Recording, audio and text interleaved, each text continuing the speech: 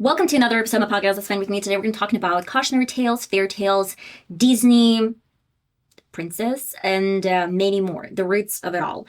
Where did fairy tales come from, and why did it come from horrific stories and horrific background? I'm going to get started with my small story. How did I actually come up with this idea to talk about fairy tales and cautionary tales? When I was at my university, I remember we had philosophy. This was a subject that I don't really want to say that I really liked it, but it just had some perks.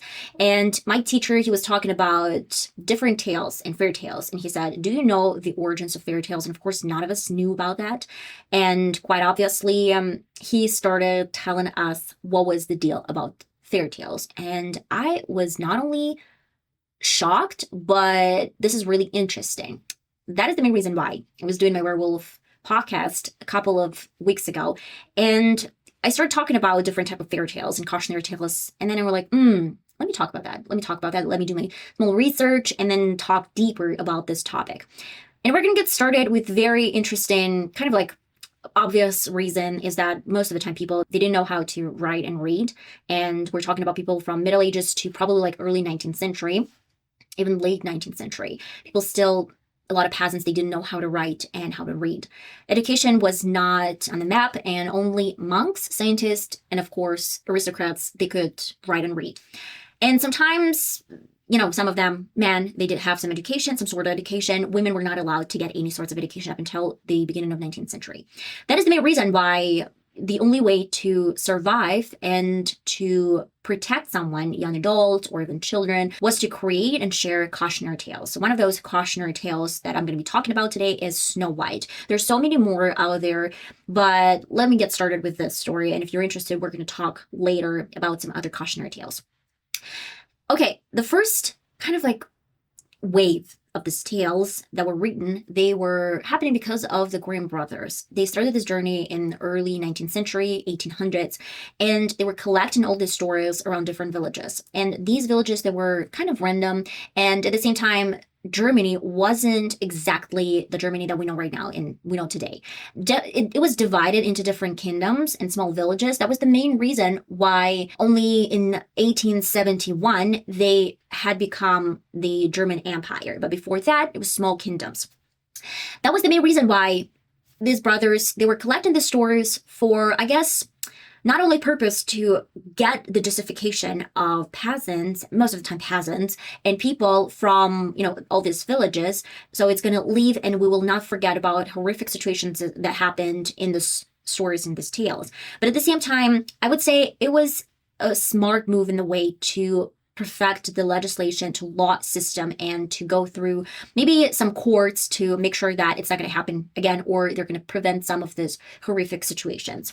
That was the main reason why I would say only monks, they could probably get some kids from villages, so they will serve later and they will educate them and they will go to schools. But most of the time, kids, they were just raising the same way as their parents, and their parents, they were telling the stories to make sure that their kids, they're going to be cautious and they're going to be protected. And all of these tales, they had some meaning behind all of it.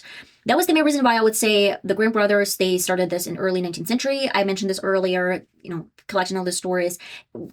Closer to the middle of the century, 19th century, they were librarians and professors in universities, and then they had some protesting against the king. That was the main reason they were kind of like fired in 1837. And in 1840, they moved to Berlin and they started in the Royal Academy of Science as professors, and they started the most passionate project of all, is German dictionary. That was the main reason why, it's pretty much important to know that the Grimm brothers were the ones who made those tales public, seen, and at the same time translated because of the dialects and different accents. And a lot of the times, different villages, they probably couldn't understand what the others meant, or they didn't even know about the stories. And they made them public and they made them popular. We're going to get started with, I guess, one of my not even least favorite. I really love the Snow White, but it has a little bit different meaning right now. You would probably know that most of the time, women that possessed power, even in Middle Ages, they were most of the time narcissists. Not always, but of course, some women, they were narcissists. And when we're talking about Snow White, the translation of the Grimm brothers meant that they were talking about stepmother. But the peasants that were telling the stories, they specifically mentioned that most of the time, mothers, their own mothers of these daughters, they were committing the sin that was unspeakable, because they were willing to sacrifice their own daughter if she was very beautiful. In Middle Ages and up until, and it's still, I guess, in 21st century, beauty standards were like very important. And especially if you're from a noble family, most of the time you could secure a very successful marriage. But this successful marriage could be not that good for parents of this daughter, because women from noble families, they had certain influence. It was dependent on their position in society. And of course, if they had very beautiful daughter, they could secure a very successful and prospective marriage, such as get her married with Duke. And you could tell the Duke, they were very, very powerful. If you've ever watched the Bridgerton, they were Viscounts. Viscounts were not very powerful. I mean, yeah, due to this, series, they were kind of like powerful, but Duke is almost a prince. That was the main reason why when her elder daughter, she got married to Duke, she had become the Duchess. And Duchess means that she was much more influential and powerful over her own mother. And in some cases, narcissistic mothers, they couldn't bear the thought that their own daughter is going to have more influence than she's going to have this influence. And that is the main reason why they collected the dowry of any fiance that was willing to kind of buy out their daughter. And then they will kill their daughters in a very weird way. Sometimes they will poison them. And, the circumstances would be blurred and no one would talk about it. Same happened with the Snow White. Her mother, not stepmother, but her real mother, she wanted to get rid of her daughter. And her daughter was approximately 7 years old due to original story of Snow White. The reason is pretty simple, because in Middle Ages, when you're like 7 or 8 years old, you're ready to get married and even give birth. It's now a little bit weird and cringe, especially Disney adaptation showed us that the princess was about maybe 18 or at least 16. But then we know that the original stories, they were talking about the 7-year-old. And sometimes a 13 or 14-year-olds, they were old maids. That is the main reason why a 7-year-old girl, she was brought to the woods with, a hunter. And her own mother insisted to get her lungs and her liver. The reasons of the lungs and liver were because lungs, they were, kind of like they're having the function of breathing. And this is the purification of, not even purification, but it's showing that the person died, and it's not, if he's not breathing, then he's dead. And liver was an organ of, life in some way. And that was the main reason why through this tale, she was boiling this parts of her body in salted water, and then she consumed them. And it was believed that, sometimes women that were envious, or not only women, but someone who was envious of another person, they would probably boil in some kind of like salted water their body parts, and they will eat them. So they will kind of inherit their beauty. They're going to get their voice, soul. I don't know what they were looking for, but it was pretty scary. But of course, we know the story that Snow White survived, and you could tell that Snow White, she was from a noble family. First and foremost, we knew this because of a stepmother. She was a powerful witch, but she was a queen. And more importantly, then the girl was from noble family. At the same time, the queen was always talking to the mirror, and mirror was very expensive back in the day, and only people with lots of money could afford mirrors. Another great point here is that Snow White, the description of a Snow White was that she had very black hair. That meant she didn't have any gray hair, so she was young. And then she had white skin as snow, and another identification that she was from noble family, because most of nobles, they didn't have tan. They didn't work outside. They didn't go outside, and they would try to hide their skin from any sunlight. And of course, we're talking about the third identificator. It's red lips. Red lips meant that she was very healthy, and she could get pregnant, and she was very, very beautiful. So these are identificators for kids and young adults to understand that she was coming from a very, very royal family.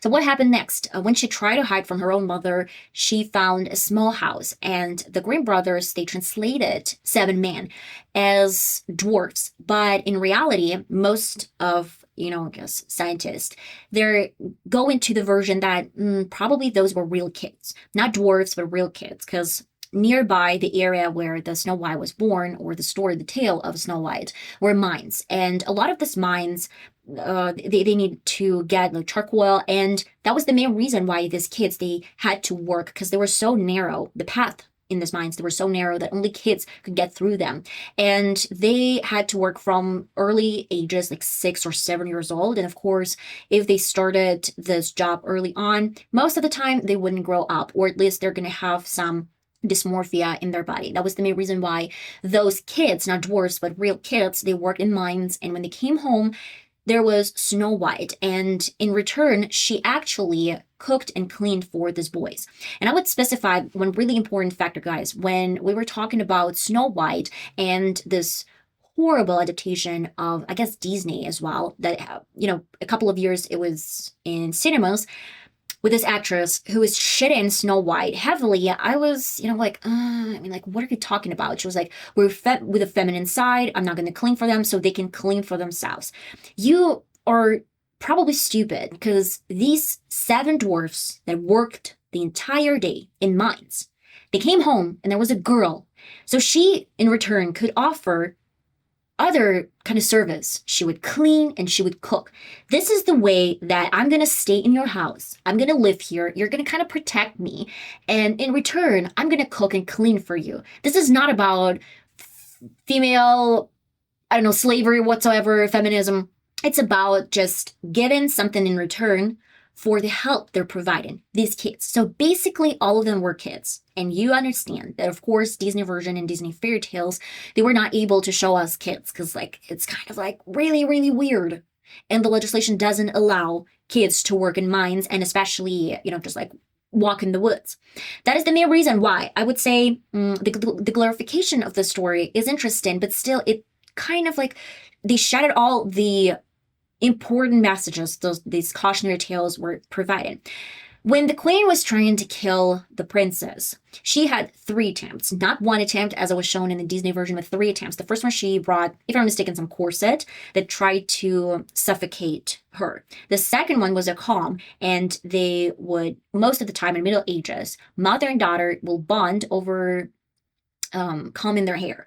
And it will take at least, I guess, 20 minutes a day or 30 minutes a day to comb the hair of daughters. Like mother would comb daughter's hair. That was the main reason why the second attempt was through this very important message that she was, in fact, her mother. She wasn't her stepmother. She was her real mother. And when she tried to comb her hair, then this comb had some poison, venom, and she almost died. So when the dwarfs, or these kids, they came back home, they took off the comb from her hair, and she was alive again. And the third attempt, the fatal and final attempt to kill Snow White, was with a fruit. And it is very interesting. In Middle Ages, there was some kind of technique that was really, really popular among women that wanted to get rid of girls, or maybe any of someone they didn't really like. They would poison fruits, and most popular there was apples, and they will poison half of an apple, and the other half of the apple was not touched. There was some kind of technique that they could perform, and that was the main reason why when someone will invite guests over dinner and they will talk them through, and they will okay, let me give you this apple as an offer of peace. The host of this feast is going to cut this through, or cut this in half, and give one half to the guest, and the second half is going to keep to themselves. And this person is going to eat this apple in front of everyone, and the second person is going to eat this in front of everyone. So no one is going to doubt that the apple is not poisonous, because the host was eating the same apple. And then the guest would go to their room, or maybe go home, and this poison that contained in this apple will take time. So it's not going to be immediate poison that's going to kill a person. It's going to take at least a couple of hours. And the most interesting effect of this poison was that the person, while was dying or getting in some coma, was still looking like a live person and was suffering. The agony was crazy. Still had rosy cheeks, still had red lips, but was dying. Same happened to a Snow White, and we can tell that that was a real story that actually was told for a reason. Now let's talk real quick about one really interesting fact. When Snow White allegedly died, she was at a display in glass coffin. The glass coffin we could see in a Disney version as well. But I guess Disney, they just wanted to have this beautiful effect on the audience. But the real reason of the glass coffin was because nobles were always I guess, buried, or at least held in this coffins for some period of time. So everyone would see that the person really died. The girl really died. And no one will suspect that family got the dowry and then just hid this girl somewhere, and they needed some proof that this girl or daughter or someone they buried were dead, and no one would touch her. So this, the glass would actually protect from snooping around, from kind of like examining the body, and that was kind of like the real reason behind all of it. And this is another thing why we know that the Snow White was coming from a really very kind of like rich and powerful family, noble family. Okay. And the worst part is that in most of these fairy tales, not even fairy tales, like cautionary tales, men were the villains. They were not only just like, real villains or whatever, but they, most of the time in cautionary tales, they didn't really care about these girls. They didn't really care about them. They really cared about their beauty. And the Snow White was no exception. The prince that was coming, crossing by, he saw the coffin with a girl and he fell in love with her image. He knew that she was dead. He never saw her before, and he fell in love with her image. And he actually asked these dwarfs to get him this coffin. I don't remember if he paid them or he didn't. I don't remember, but he actually got the coffin, and he was walking around the forest with a coffin and his servants. So the servants, they were carrying around the coffin. And on one of the bumps, someone fell or something happened, and the coffin kind of like jumped, and the piece of this poisonous apple got away from her throat. Unexpectedly, she came back to life. I don't really think that was a real story. I mean, like, this is pretty much positive outcome for the cautionary tale of the Middle Ages. But I guess this was a twist of the Grimm brothers. I'm not really sure if this was the real ending of the tale. I think that in a real tale of people who were telling the stories, she didn't survive. She just died, and he was going around with her corpse. But I'm not gonna state that. I'm just like, I think that was true. So when they came back to the kingdom, to her mother, they kind of like killed her for doing that, and this was it. It was the end of the story. And you can tell, guys, that most of the time, all these fairy tales and these cautionary tales, they were created for a reason, to protect young kids from, I don't know how it will help them out. I mean, really, if you're a 7-year-old, I mean, like, I'm trying to fantasize here. Like, if you're a 7-year-old and you have a weird mother, what are you going to do? Are you not going to eat? Are you not going to drink? Are you able to protect yourself? I don't know.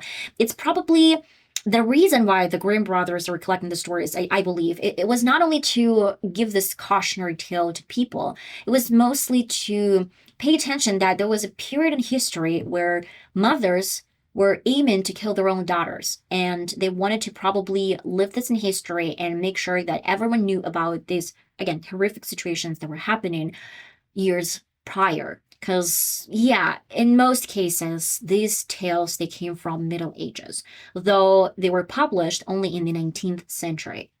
And that is the difference. But let me know, guys, what do you think about the whole idea of, cautionary tales? Do you think that our kids are too sensitive right now, and we do actually need to censor a lot of things in the cartoons? Or the way it was, I think this is my opinion, I would say, if kids were married when they were 7 in Middle Ages, they had to grow up so much faster. I don't really think they're like, psychologically they were ready for that, but they didn't really know about other type of lives. I mean, they were exposed to this very toxic and crazy environment from the early age. And I would say that a lot of the times parents, they were exposed the same way. And that is the main reason why their parents, they didn't really have this pettiness to their own kids, because they went through the same thing. And they literally had 15 or 16 kids. But I would say, yeah, the conditions and the environment they were growing in, they kind of meant that these cautionary tales were actually okay for kids or 7, 8, 14, 13-year-olds to find out when they're like very young. And due to development, the court system, the legislation, right now we know that a lot of the times kids, they're not going to be exposed to such horrific situations in that early stage.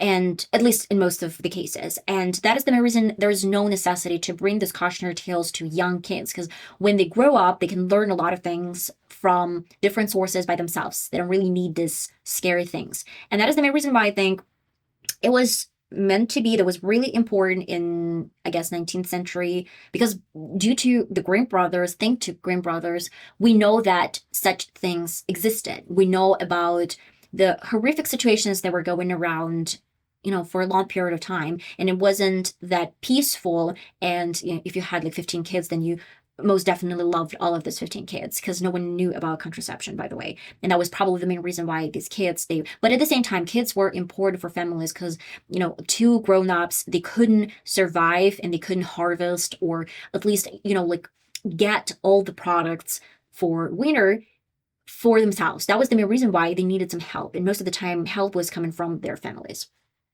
But, later on before that, I was talking about the plague and the reason why family business kind of like was ruined. And that was the main reason why they had to start with business model, where they had to hire people, and talking about feudalism. But yeah, it's not related to the point. The point here is that, thank God, we're not living in Middle Ages. Thank God it's 21st century. I love you all, guys, so much. Let me know in the comments, what do you think about these tales? Would you like me to tell you about a Sleeping Beauty, or maybe a Red Hood, or maybe anyone else? I love you all so much, and I'll see you next time. Bye-bye.